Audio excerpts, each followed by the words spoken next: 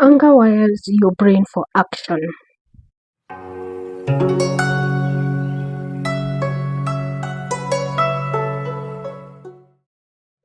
You know, we were raised with this idea that anger is just fundamentally dangerous, that it's a vice, a deadly sin. We were told that it is a negative effect that we are culturally conditioned to minimize or manage or suppress entirely. We also taught that the goal is always to be, nice or calm.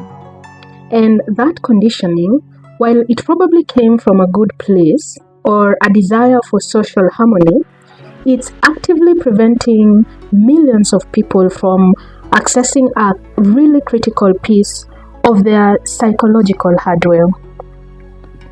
So, if we strip away the moral dogma and look purely at the neurobiology, a pretty radical truth starts to emerge. Anger isn't a pathology, and that's my deep dive mission today. Welcome to Again But Softer, with me, your host, Sienna. This is a podcast created specifically for women. Perhaps you've survived some madness in your life, and now you're ready to begin the intentional work of closing those challenging chapters. This space is dedicated to exploring how we can choose to start all over again. We will focus on what it means to be softer on yourself, your family, and in every other aspect of your life. A total, wholesome reset done gently. Let's embrace the choice to leave the weight of the past behind and begin again, but softly.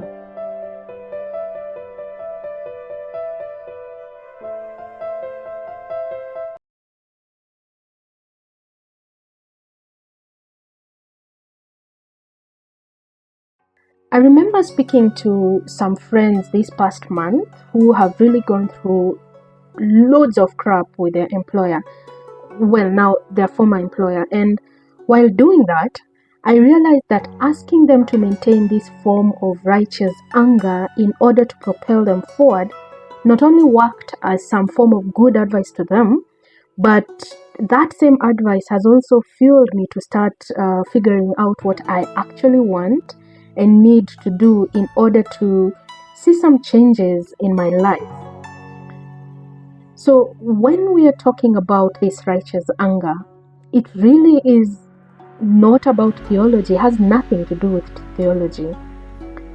But we want to look at it from a psychological perspective. For the nerds in the house, we will say that it's not a bug in the system, but just a feature.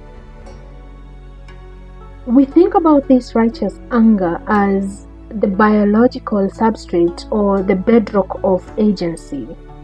It's the foundational ability to assert yourself against any form of violation. We are talking about anger as sophisticated information. Let me define it in another way. If you own a car, you must know of the term check engine light. So, righteous anger is the check engine light of the psyche. It lights up when there is a profound disconnect between the environment and your inherent worth. So it's telling you a fundamental value or boundary that has just been violated. Again, this anger is not a flaw to be medicated away. It's data that demands your attention. And the promise here is that this specific focused emotion, when you channel it correctly, is like high octane fuel. It's uniquely designed to boost you up and out of those situations that are holding you back, whether it's an exploitative job or a draining relationship, or even just habitual self-neglect. I mean, if anger is such a necessary tool, why does it feel so, so awful or so uncomfortable, that discomfort is actually part of its function. It's there to motivate change.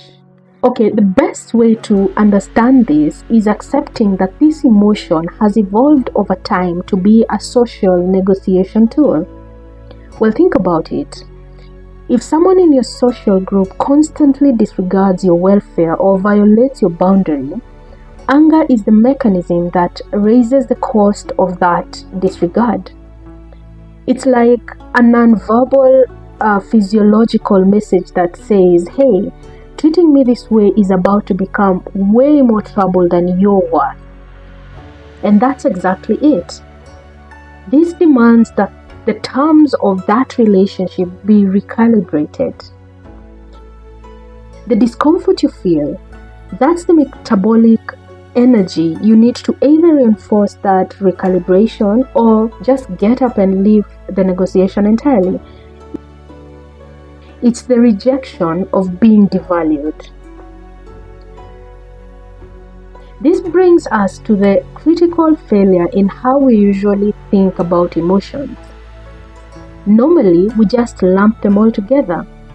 We then confuse how these emotions feel, that is the valence, with what they make us do, and that is the motivational direction. So, anger feels just as bad as fear or sadness. And then we assume that they all then get to do the same thing. But in reality, fear is wired to retreat and general avoidance. It makes you just want to run away or hit the brakes or something like that. When you think about righteous anger, your brain is not wiring you to retreat. It's wiring you for advancement. So it's the only, and we'll call this negative emotions, it's the only negative emotion that actually propels you forward. It makes you confront the problem and demands action, which is why it's so powerful against things like learned helplessness or the feeling of paralysis, being paralyzed. Righteous anger, I believe, is the great equalizer. It comes from a desire for equal recognition or for the restoration of dignity. The trigger is a core thought. I am being treated as less than, quote unquote. And because this righteous anger is rooted in fairness, its goal is constructive, setting a boundary or leaving the situation or demanding acknowledgement at the very least. But there's a darker side to anger, and that's the entitled anger, true rage, and we'll call it the dominator. This comes from a narcissistic injury or a quest for superiority. The trigger is not, quote unquote, I'm being treated as less than, but rather it is, I am not being treated as better than. And we are looking at this from the angle where most people actually want to be better than other people, and you're not inwardly looking at what is it that I truly deserve, and am I getting that or am I getting less than that? The goal of entitled anger is domination or punishment, and the outcome is always destructive. Generally, it actually burns bridges, and that's a critical difference. Entitled anger is quite seductive because the self-righteousness that comes from it is just a shortcut. It gives you a temporary feeling of moral superiority, which is a highly dopamine-releasing emotion. You feel good judging the other person, but it's a substitute for action, a total substitute for action. The self-righteous person gets hooked on the feeling of being right, and they spend all their energy complaining about the injustice instead of fixing it or leaving it. So that means they are stuck where they are. Look at it this way. If your anger leads to a plan, an exit, or a boundary, it's functional. But if it leads to moral grandstanding and venting while you stay put, then it's destructive. Anger is the sentinel guarding you.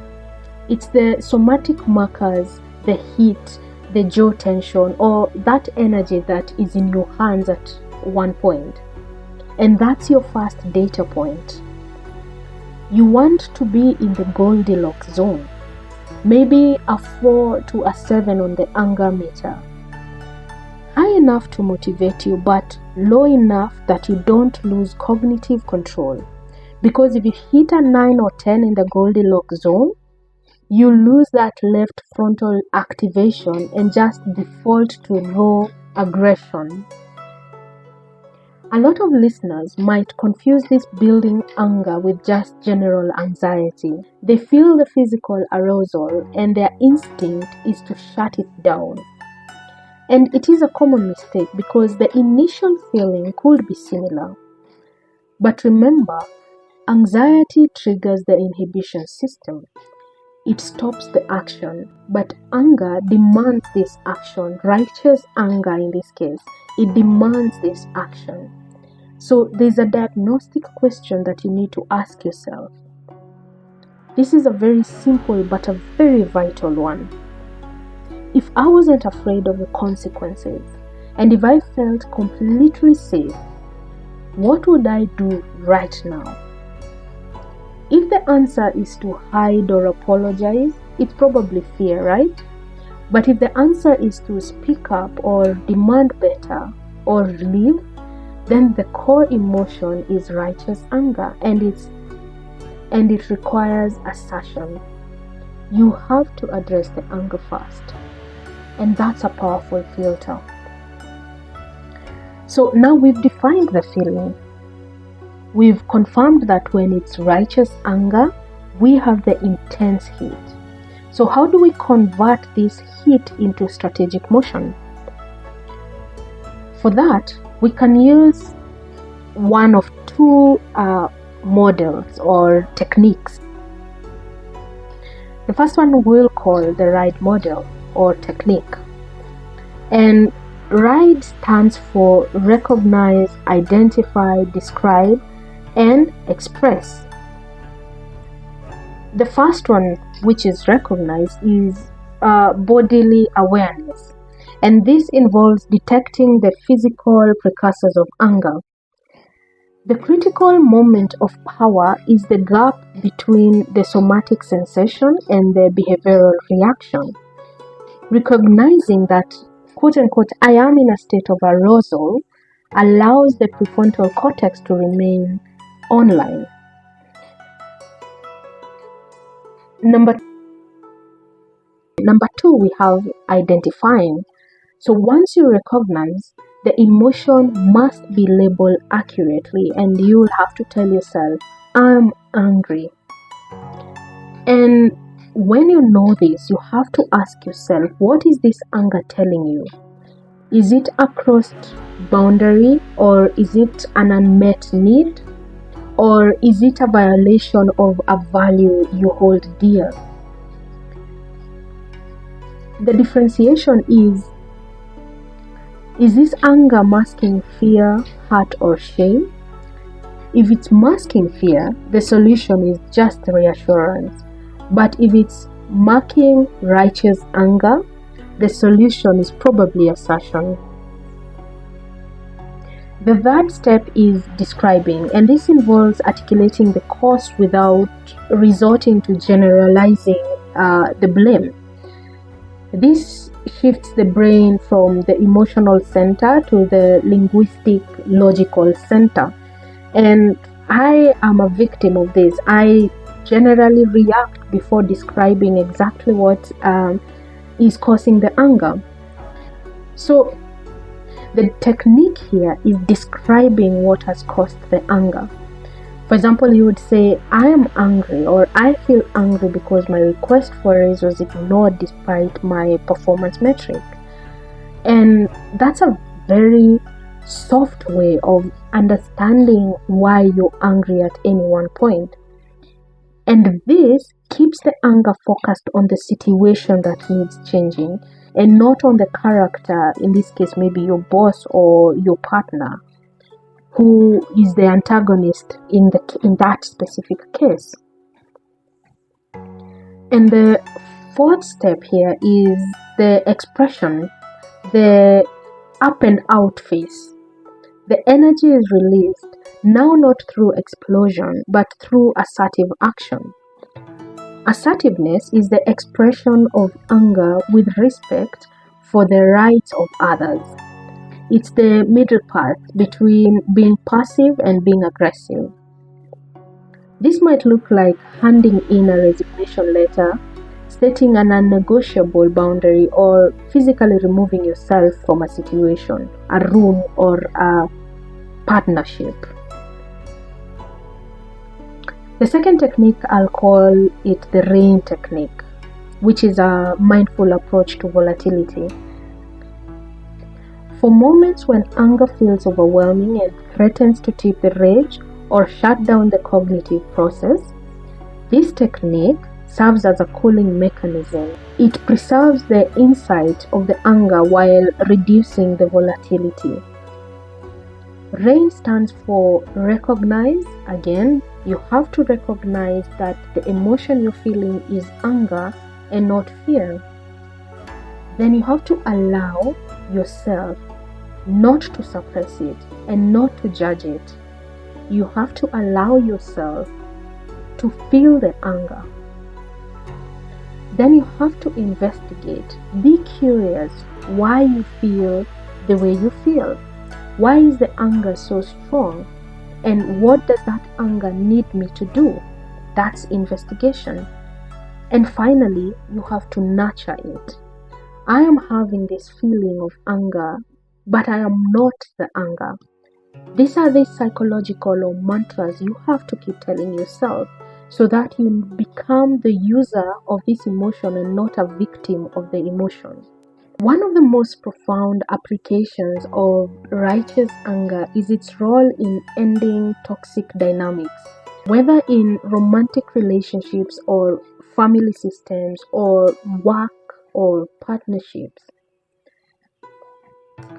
In these contexts, anger is the only force strong enough to break the gravitational pull of intermittent reinforcements and trauma bonding. In abusive or toxic relationships, the victim is often conditioned to suppress anger to maintain peace. This suppression serves the abuser who relies on the victim's lack of boundaries. The victim may feel intense loyalty mixed with fear, thus creating the trauma bond.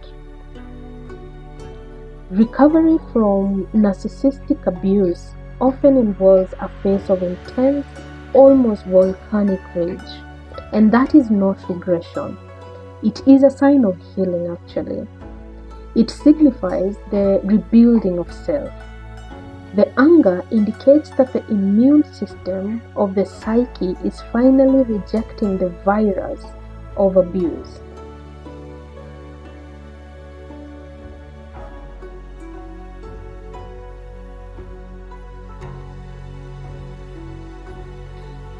It breaks the empathy links that keeps the victim understanding and forgiving of the abuser repeatedly.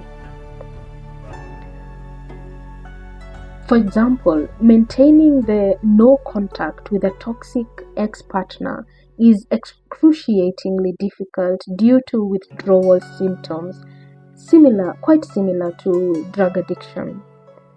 Righteous anger in this case serves as the counterforce. Toxic partners often try to hoover victims back in with sweet behavior. But righteous anger protects the victim by keeping the memory of the abuse quite vivid. When you remind yourself of the injustices, you can provide the resolution needed to block these numbers or ignore these manipulative attempts. And while this righteous anger provides the fuel, the delivery should often be cooled.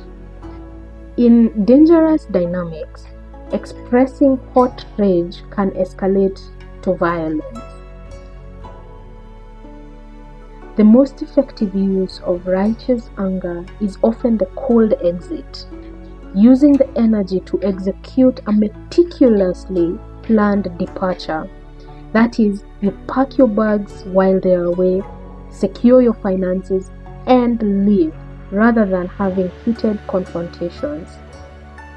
So finally, righteous anger, when it's stripped of its spiritual connotation and is viewed through the lens of functional psychology and neuroscience, emerges as one of the most vital tools in the human emotional selections.